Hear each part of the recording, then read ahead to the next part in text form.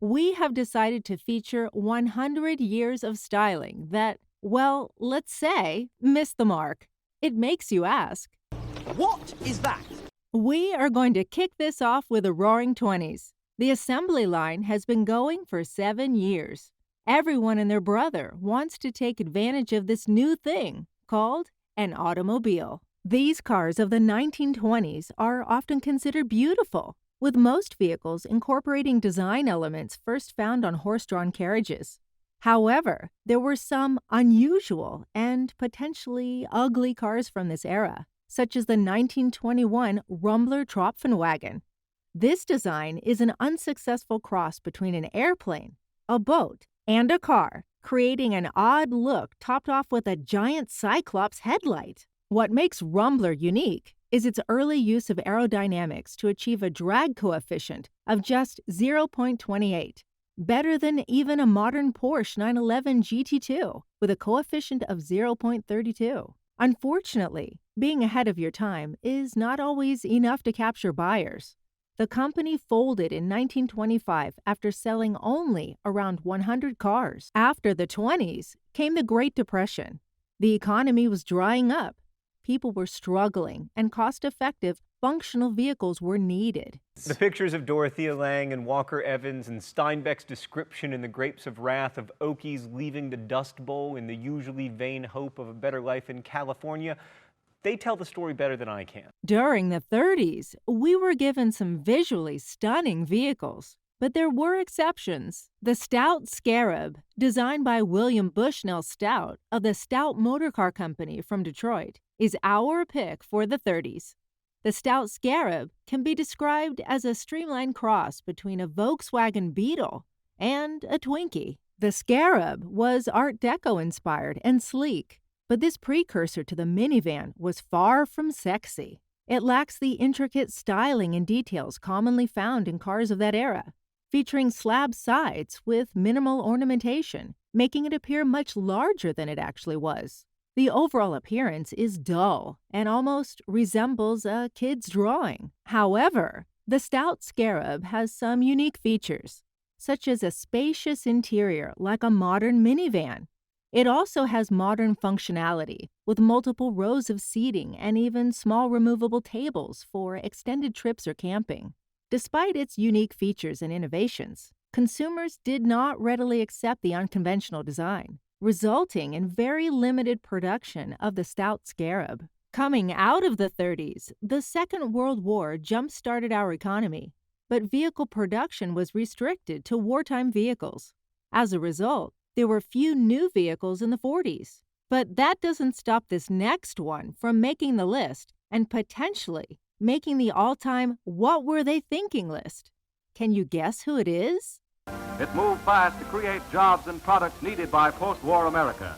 The demand for new cars was so pressing, there was no time for gaudy trimmings and super streamlining. We just wanted good, substantial automobiles. The Airway was a microcar with 2 seats, designed by Everett Miller and T.P. Hall, who had previously attempted to create flying cars. Did you catch that? We are in the 40s, and these guys were designing flying cars.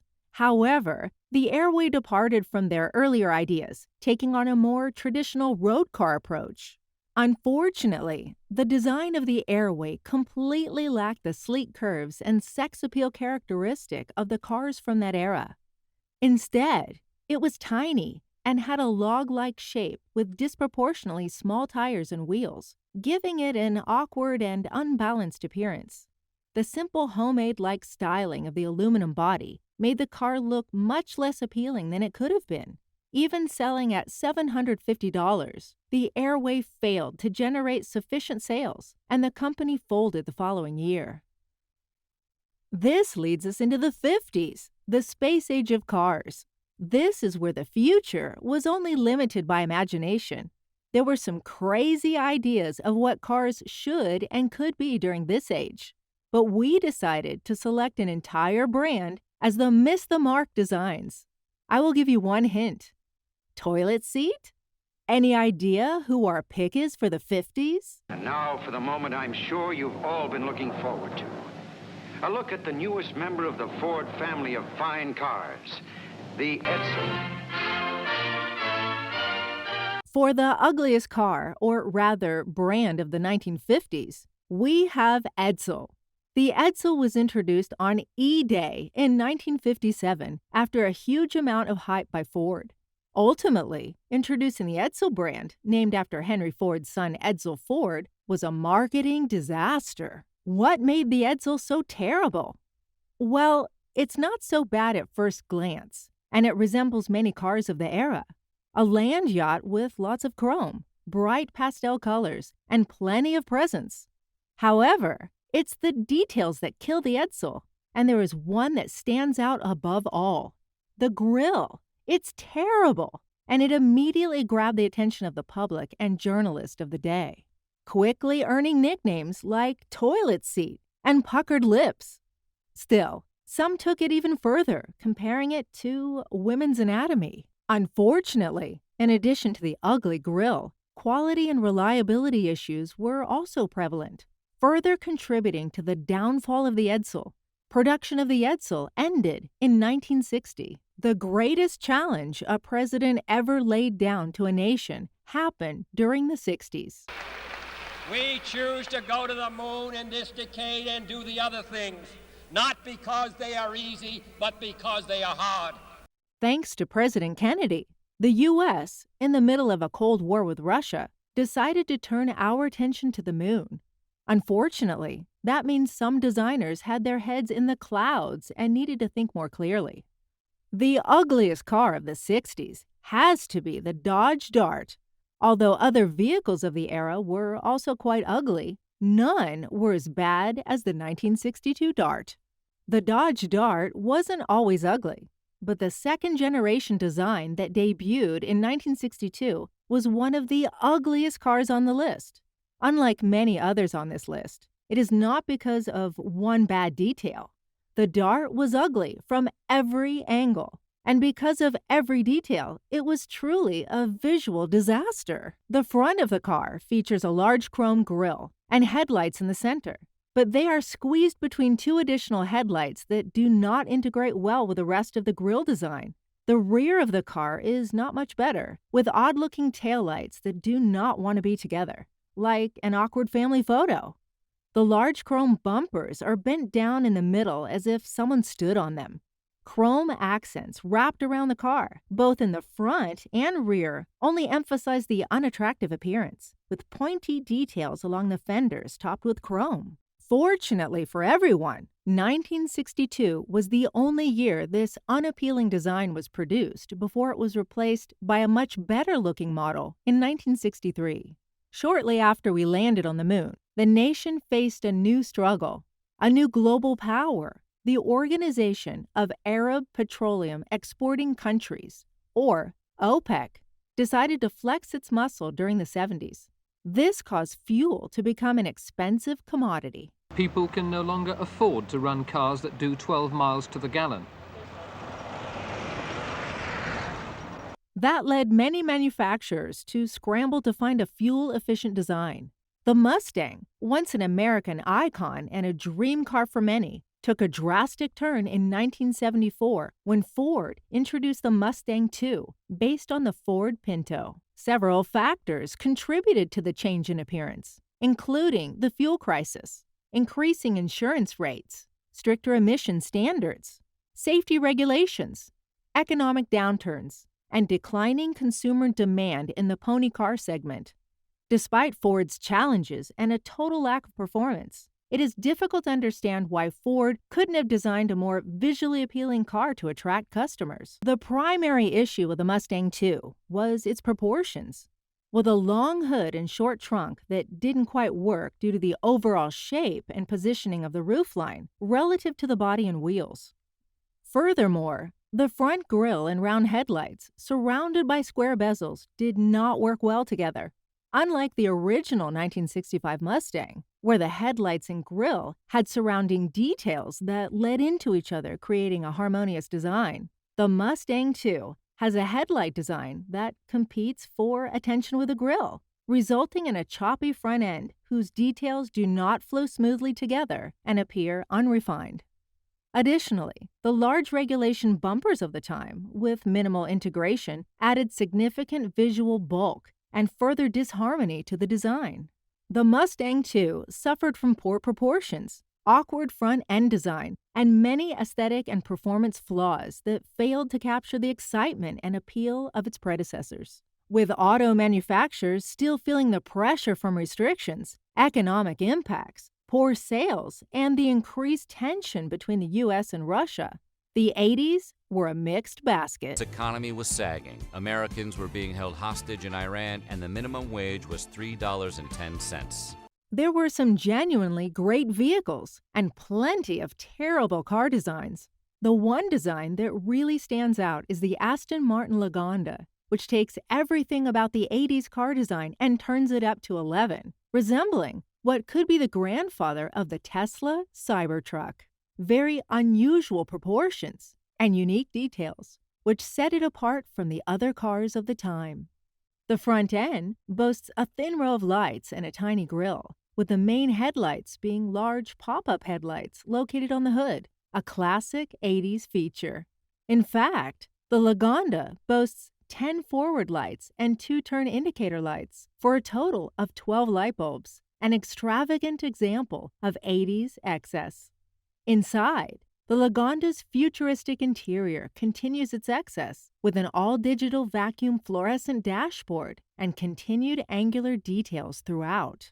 Despite its uniqueness, the Lagonda's unconventional design and steep price, which exceeded the cost of an average house at the time, resulted in poor sales and eventual discontinuation. The Cold War has finally ended. The economy is rebounding, car design improving, and electronics are making headway into vehicles. Come on, Uncle Phil, this is the 90s, man. Man, it's the 90s. It's hammer time. This is the 90s, the 1990s in point of fact. Does your girlfriend have a girlfriend? Hey, it's the 90s. The worst design of the 90s goes to the Ford Taurus. The highly innovative family car was introduced in 1986. For its time, the original Taurus was a good-looking car that sold well, but that all changed with the introduction of the third generation in 1996. The chief designer for Ford at the time, Jack Talnack, wanted the updated Taurus to stand out among other midsize sedans in the market. To achieve this, he incorporated the Ford Blue Oval, the brand's signature logo, as a repeating design element on the new car. However, this decision resulted in a comical overuse of the oval shape throughout the car's design. The oval treatment was applied everywhere. The headlights, fog lights, turn signals, tail lights, grille vents, door handles, mirrors, and even the window glass. The oval theme is carried throughout the inside of the car as well.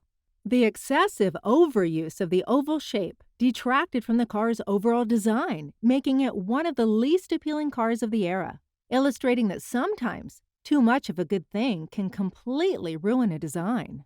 With the dreaded Y2K issues behind us, we now turn our attention to the next decade. On New Year's Eve of 1999, no one knew for sure what was going to happen with the Y2K bug. A line of computer code that could not recognize dates beyond 1999 sent many people into a panic 20 years ago. What decade? If we say .com bubble, do you instantly think of the 2000s? The Fiat Multipla has to be the ugliest car of the 2000s, which is quite an accomplishment when you consider some of the other design flops of the day. Yes, there were quite a few in this decade. The front end features a stair-step design with a bit of a step for the bumper, which houses the fog lights, followed by a step for the hood with the integrated headlights, and yet another unexplainable step at the windshield, where another set of lights and the Fiat badge reside. This unconventional design lacks coherence and fails to make the car visually appealing. The large cabin greenhouse with numerous large windows for visibility and passenger space is also a detracting factor due to its overall shape and proportion to the car's body. Moving to the interior, the center stack is particularly problematic, with a chaotic arrangement of unrelated shapes for the gauge cluster, gear shift lever, radio, HVAC controls, and large vents, each of which is on their own plastic island, resulting in a very jumbled and unattractive appearance. Additionally, despite everything on the dash being intentionally rounded, the radio is entirely unapologetically rectangular, completely clashing with every other component on the center stack. Overall, the design of the Fiat Multipla, both inside and out, is a fail. This is why many consider this one of the ugliest cars made in recent years. As we exit the 2000s, the economy is still hurting from the dot-com bust, trade towers attack, and housing market collapse. The economy has hit rock bottom, but it is slow and uncertain. But if you're among the millions trying to sell, this was a very bad day. The National Association of Realtors reported the worst month-to-month drop in existing home sales since they started keeping track in the late 90s. And compared to last year, closings are down more than 25%. With that in mind, manufacturers needed to create something exciting to get people to buy cars. Nissan answered in 2010 with the Juke. It is a unique compact crossover with a distinctive bug-like appearance that deviates from traditional design principles such as proportion, line continuation, and visual balance. Nothing about this insect-looking mess makes design sense. Let's start with the front. The headlights, running lights, and signals are all over the place, with the grille awkwardly separating them from each other. The stacked headlights and running lights with the turn signals mounted above the headlights is never a good look. We see this in other ugly cars, such as the Pontiac Aztek or E65 BMW. In addition to the awkward placement of the lights, the overall shape is also disappointing. We have round headlights, which are fine. We find these on many iconic vehicles, such as the Porsche 911. However, the designers decided to go in a completely different direction with all the running, signal, and brake lights. Instead of simple geometric shapes that harmonize with the headlights, they are pointy, swooping designs with sharp edges that do not fit with the rest of the vehicle's bubble shape. The Juke received a minor design update in 2019, which refined many of the design details, but it is still an ugly car. This marks 100 years of designers missing the mark. But you have stuck with us this far, so let's talk about the 20s again. Well, the 2020s this time, instead of the 1920s. The economy is booming after the world suffered from a virus that shut the entire world down. Governments are pumping money into the economy as fast as they can print it, and interest rates are low. Digitally, and we do that by buying treasury bills or bonds or other government-guaranteed securities, and that actually increases the money supply. We also print actual currency, and we distribute that through the Federal Reserve.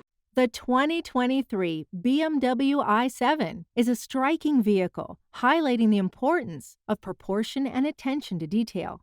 While it is undeniably a large and beautiful car, don't look at the front. The supersized grille design that has been finding its way into BMW's latest models is getting bigger and bigger. The sheer size and, more importantly, its shape gives the new grille a pig nose appearance and does not do justice to the brand's iconic look. The kidney grille has been a BMW hallmark for decades, but the new adaptation is laughable.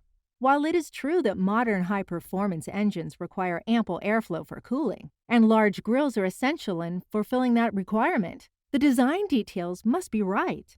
Major brands such as Audi and Lexus have successfully executed large grille designs with shapes and proportions that do not detract from the vehicle's looks. Yet BMW can't seem to do this. What is particularly puzzling is that BMW has even carried this oversized grille aesthetic over to its electric vehicle models, which do not require a grille in the traditional sense. This design decision has raised eyebrows and caused many to question the appropriate use of obsolete design elements in future vehicles. The original Tesla is an excellent example of this. When it was released, it also had a small, non-functional grille which was later removed in more recent models.